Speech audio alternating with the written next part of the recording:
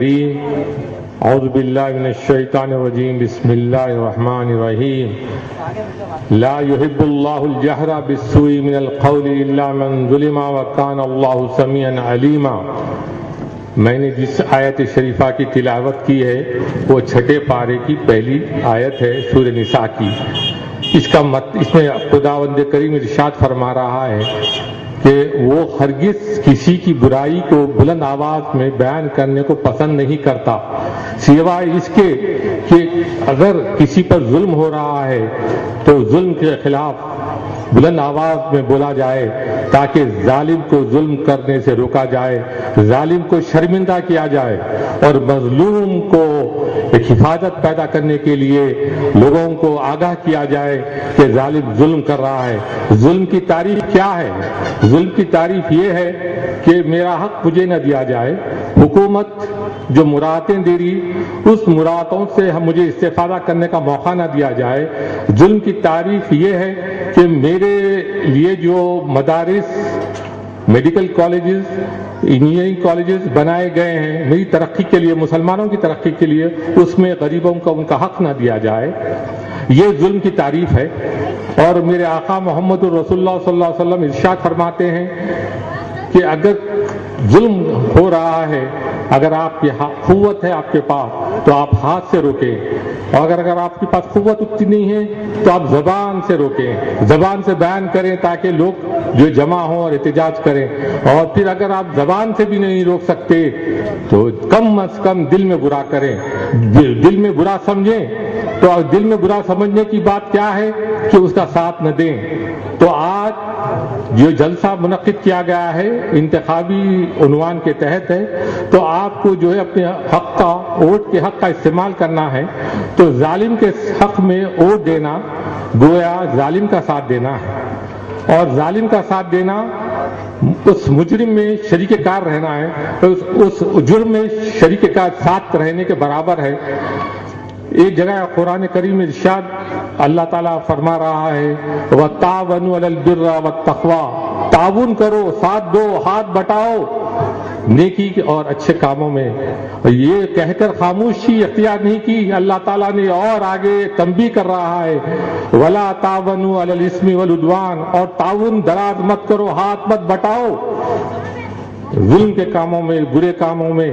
تو آپ کا ووٹ دینا گویا آپ اس کے حق میں جو ہے اگر اچھے کام کر رہا ہے تو آپ کے حق، آپ بھی اس کے اچھے کاموں کے ثواب کے حقدار ہوں گے۔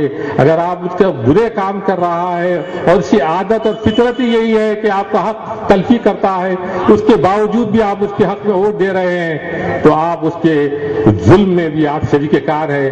اور دنیا اور شریعت کا قانون بھی تو یہی ہے نا بھائی، کہ اگر میں کوئی مال چرا کے لا کے اپنے ساتھی کے پاس رکھ دوں اور میں بھی گرفتار ہوں، وہ بھی گرفتار ہوئے، تو دنیاوی قانون کے لحاظ سے دونوں برابر کے مجرم رہیں گے، اور شریعت کا قانون بھی یہی ہے۔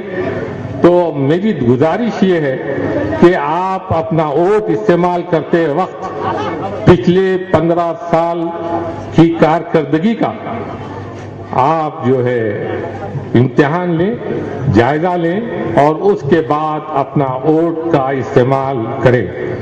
میں جو سوالات آپ کے سامنے پیش کرنے جا رہا ہوں، جو حقائق آپ کے سامنے پیش کرنے جا رہا ہوں، میں یہ بتلانا چاہتا ہوں کہ حکومت ہند نے M P LAD fund, M P development کے لیے حیدرآباد کے حلقے کو ڈیولپ کرنے کے لیے ہر ایم پی کو 5 کروڑ روپے سالانہ دیتی ہے، اور 5 کروڑ روپے ایمرجنسی کے کاموں میں وہ خرچ کر سکتے ہیں۔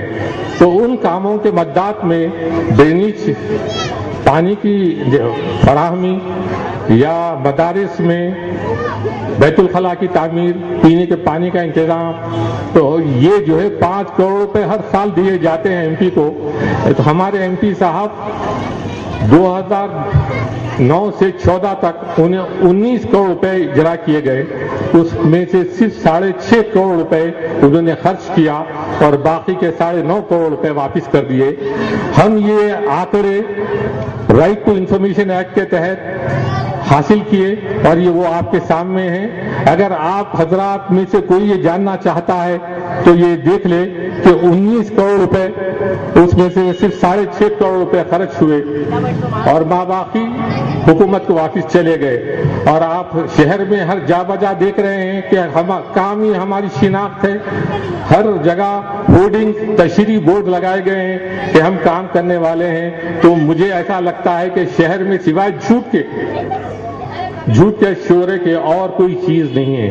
ہمیں شرم محسوس کرنی چاہیے کہ ایسے صاحبین کی جرت کا حال یہ دیکھیے کہ وہ خرچ بھی نہیں کرتے ہیں اور جھوٹے باتوں کا پروپیگنڈا، جھوٹے باتوں کی تشہیر کرتے ہیں، جس کے لیے آپ اور ہم ذمہ دار ہیں کہ ہم ان کو جھوٹ بولنے کی ترغیب دے رہے ہیں. ہم ان کو بات سچ سمجھ کر، حالانکہ حقائق جاننے کے باوجود بھی ہم ان کے ساتھ ووٹ دیتے ہیں. تو آپ دنیا میں بھی رسوا ہو رہے ہیں اور اللہ تعالیٰ کے پاس بھی آپ ذلیل و خوار ہوں گے، جس میں ہم بھی شامل ہیں.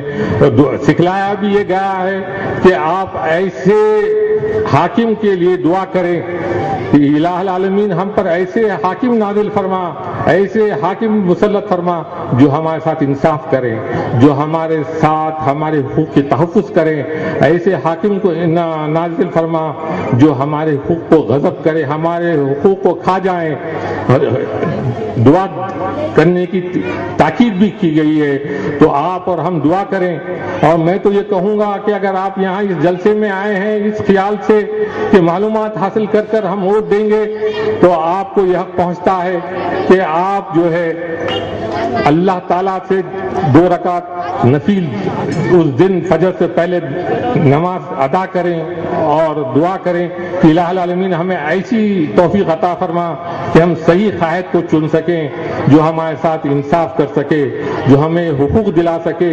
جب صدر محترم کا ہی یہ حال ہے کہ جو ہے 9.5 کروڑ روپے واپس کر چکے، تو اور دوسرے MLAs کا بھی تختہ میرے پاس ہے.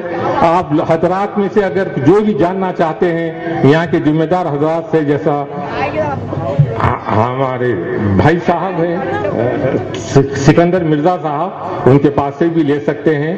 میں کسی کی دنیا بنانے کے خاطر میں اپنی آخرت خراب کرنا نہیں چاہتا. حدیث شریف کے الفاظ مفہوم یہ ہے کہ کسی کی دنیا بنانے کے لیے جھوٹ اتنا نہ بولے کہ آپ کی آخرت خراب ہو. تو میں اس بات کا قائل نہیں ہوں. اللہ کے فضل و کرم سے، حبیب پاک کے صدقے سے، اہل بیت کے صدقے سے ہم جو ہے دال روٹی جو بھی اللہ دے رہا ہے مست ہیں. اور ہم آپ سے بھی خواہش کرتے ہیں کہ آپ اپنے جائزہ لیں حالات کا. شہر میں ہر جگہ ڈرینیج بہہ رہی ہے، شہر میں پانی کی اتنی تکلیف ہے. آپ نے دیکھا ہوگا اگر جوبلی ہلز گئے، بنجارہ ہلز گئے تو وہاں کی روڈ کا کیا حال ہے، وہاں کے ڈیولپمنٹ کا کیا حال ہے. 55 سال سے یہ موروثی قیادت ہمیں کہیں کا نہیں رکھی. اگر آپ سوال نہیں کرتے تو آپ کو جواب بھی نہیں ملے گا. تاریخ اسلام کے ایک واقعہ آپ کے سامنے پیش کروں کہ خلیفہ دوم عمر فاروق رضی اللہ تعالیٰ عنہ کا زمانہ ہے. ایک بڑھیا اٹھتی ہے اور سوال کرتی ہے کہ اے خلیفہ، آپ کو جو مال غنیمت دیا گیا تھا، اس کپڑا جس مال غنیمت میں دیا گیا تھا وہ کپڑا اتنا کافی نہیں تھا کہ آپ اتنا لمبا جھبا بنا سکیں، تو آپ نے ایسا اتنا لمبا جھبا اس کپڑے میں کیسا بنایا؟ تو آپ اپنے بیٹے کی طرف اشارہ کرتے ہیں اور اس سے کہتے ہیں کہ جواب ان سے لیا جائے. اور صاحبزادے اٹھتے ہیں، اٹھ کے جواب دیتے ہیں کہ میرے حصے کا کپڑا میں نے اپنے ابا جان کی نظر کر دیا.